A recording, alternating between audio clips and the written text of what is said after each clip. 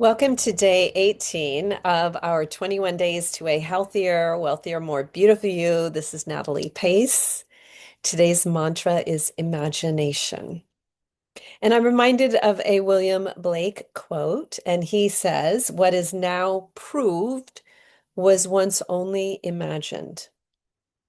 So we can think of that a lot. Like we can think of space travel. We can even think about airplanes or AI. All of it was a dream before it became a reality. But that could be our life too. I could think of, Jordan Childs or Simone Biles and say, wow, this was a dream to become a gold medal Olympian. And it took a lot of work to get there. So remember that it's something I say quite frequently. My dreams inspire my direction. My footsteps take me there. The dream of being an Olympic gold medalist inspired Simone Biles' direction. Her hard work ethic got her there. So let's do the imagination part so that we have our North Star to point towards. And again, it could be that we're revisiting our financial freedom game. Did we allow our imagination to run wild, or were we trying to score high on a test?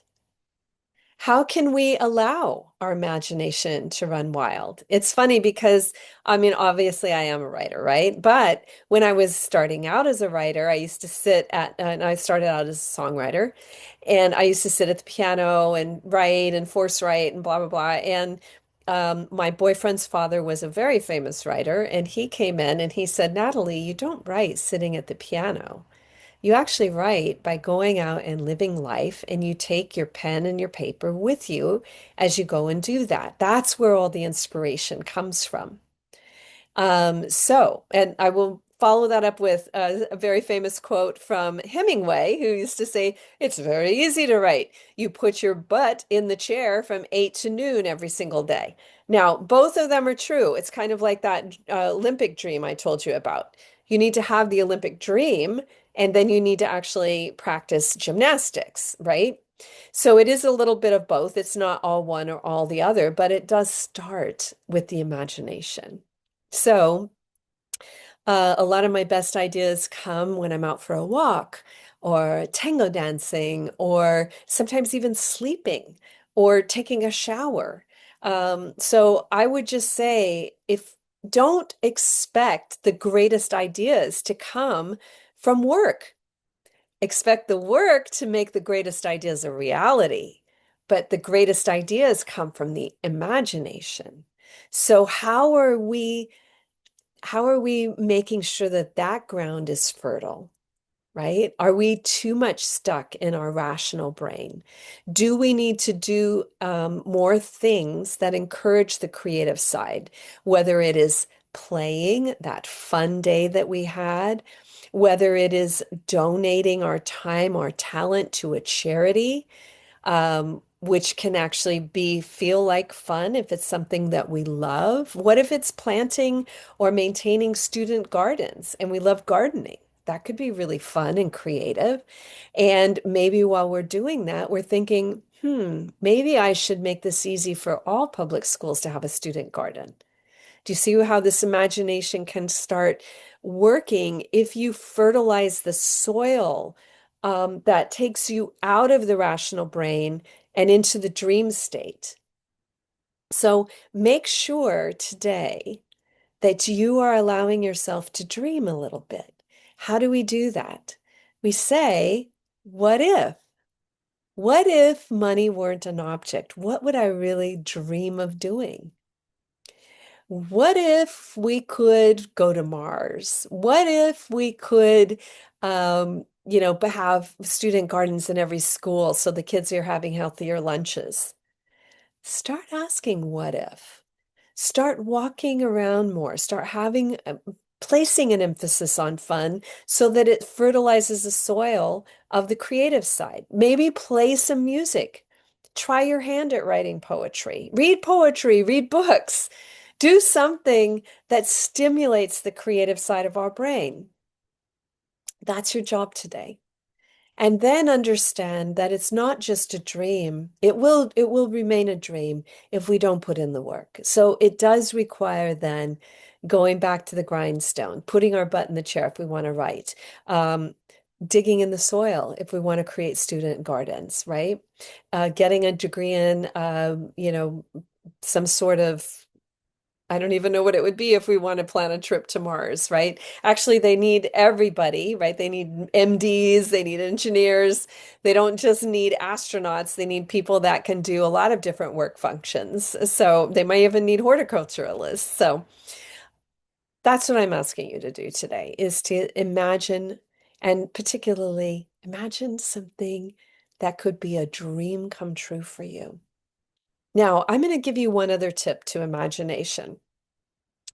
And, a lot of people I know very strongly believe in the law of attraction, and it is good to focus on what we want to create. We've already talked about that and not about what we fear is going to happen, right? Because we can actually create what we fear if that's what we're focusing on. Whatever we focus on expands. But I take it a little bit differently because I think that my little brain is a human brain. And I think that whatever brain or intelligence created our beautiful planet is much more intelligent than I am. So what I do in my daily, and this is every day in the morning when I wake up, I hit snooze, and that is my meditation time. I like savasana. I like the lying down meditation. And I say basically, what would how would the divine be best served by me? So I am calling in divine inspiration. And honestly, I could never have dreamed up the life I have. Never, not from the lows or the highs, right? Not from staying at a royal manor house in a private estate and leading retreats there. None of this is my idea. It's just where I find myself. And I'm trying always, I think, to run to catch up so that I'm worthy of the projects that are put in my lap. But that's as a result of really expansive imagination about what I think is possible. I mean, I thought it was possible that my economic theories had merit when I asked a Nobel Prize winning economist to write the foreword to my book, or that my college theories had merit when I asked a MacArthur Genius Award winning economist to write the foreword. And that's what I'm saying is that my imagination, if I was just thinking all I have is a degree in English literature, I wouldn't have been able to ask any of those questions and look at where it turned out because I did. Because I did have merit. My economic theories are groundbreaking. They are helpful to humanity. And these economists absolutely understood that. Um, with regard to sustainability, my partners understand that my desires are pure and that I want to learn their expertise. Not that I want to do every little project they're doing, but I want to feature it so that those of us that do want to do, save the elephants in Africa or regenerative agriculture or clean energy, that they know that where the best ideas and the best projects are coming from.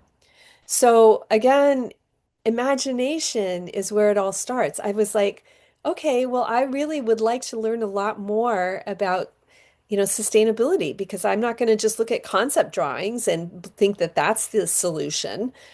And man, when you start, it's kind of that Goethe quote, right? Like when you, well, or Rumi, both of them are like, be brave, be bold in your imagination, because as you walk the path appears. As you walk the path, others come to support it. Okay. So, and that's part of what we've been talking about from Sacred Union, attract those partners, from think bigger, intergenerational wealth, and now imagination is that if you have that imagination and if you are living in that dream zone and if you are thinking about possibilities that don't yet exist yet, and they might be simple ones. Student gardens are not that difficult, but they're not in every school yet.